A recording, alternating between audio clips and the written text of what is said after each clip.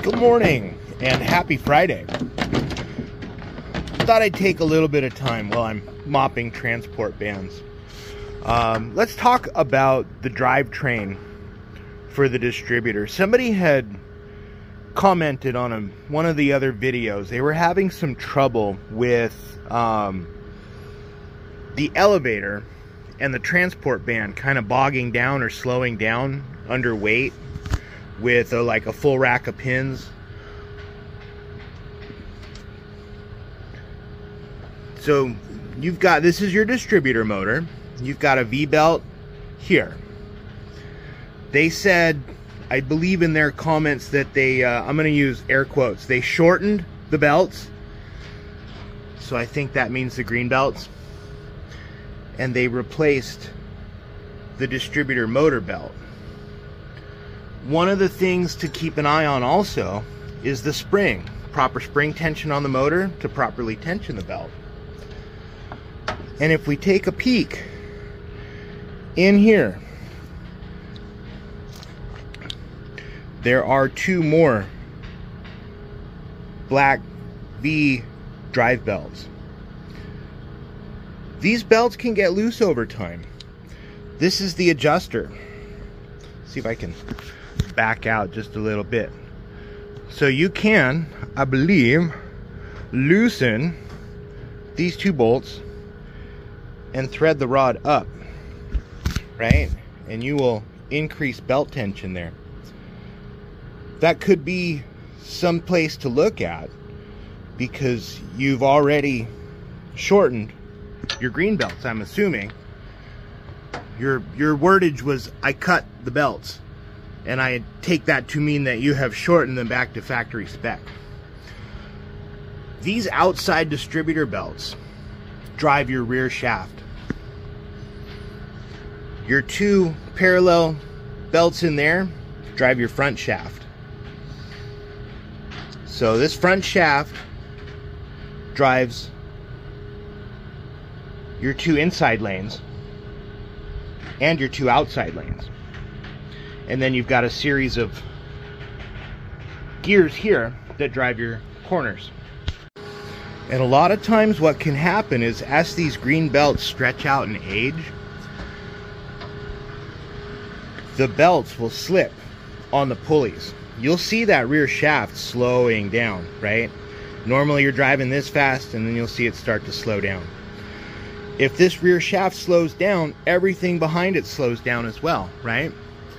You've got a belt here to drive your shovels, drives your elevator, right? You've got a series of belts down there that drive your transport band.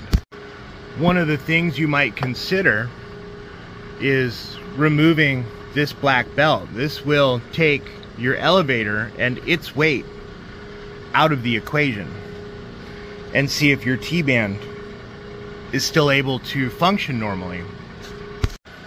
Another thing would be to take either this belt off or this belt off down to your transport band drive and see if your elevator has an issue, if it's going normal speed or if it's slowing down. It may be possible for a foreign object to get into your transport band and bog it down. So if you were to take this black belt off and use that to manually rotate your transport band, you should be able to feel a difference between what we would consider normal and maybe something that might have an issue that way. What I see and what is the most common thing here is that these belts will stretch out. And if we lubricate the belt tracks with a very light film of oil, we increase the probability of these belts slipping. So the front shaft through these two outside distributor lanes is driving your rear shaft. If you're seeing this shaft slow down, you're losing traction here. Double check what length you cut your belts to. Is it factory spec? Is it a couple inches over? That's probably okay. But if you're 3, 4, 5 inches over factory spec, that's not good, and that's going to cause some issues, probably what you're seeing.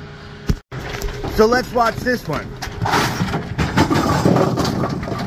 Full load of pins. Shovels are driving pretty good still, right? Shaft is rotating. Not bogging down at all. See, here's a prime example. This elevator's going slow. I've got some pin weight on it. I've got the mopping. You see how slow that rear distributor shaft is turning? We let some mop pressure off. Speeds right up, huh? So this one definitely needs some green belts shortened on the 2 outside distributor lanes, the 7 outside and the 10 outside. So I think the moral of the story is, if you do shorten these belts, I would recommend shortening them by at least 3 inches. If you're gonna arbitrarily shorten them, 3 inches is usually pretty good. What we had done is we had noticed that when these started slipping, we cut the belts, we yanked them out, we laid them on the ground and measured them, and they were about 3 inches longer than book spec after a year or 2 of use, right? So we just kind of arbitrarily came up with 3 inches, and so you see problem, you know, 3 inches shorter, your problems go away. However, if your belts have already been stretched or shortened and then re-stretched on, the diameter of the belt can start to get smaller, and you will bottom the belt out in the pulleys, and they will start to slip that way also. So your best bet is going to be shorten them once, and if the problem comes back later on, you know, because the belts stretch out. Think about them like big green rubber bands. They're gonna lose their stretch over time. So shorten them once. When it's time to shorten them again, I would recommend replacing the belts. I wouldn't stretch them a second time, because that can cause some issues also.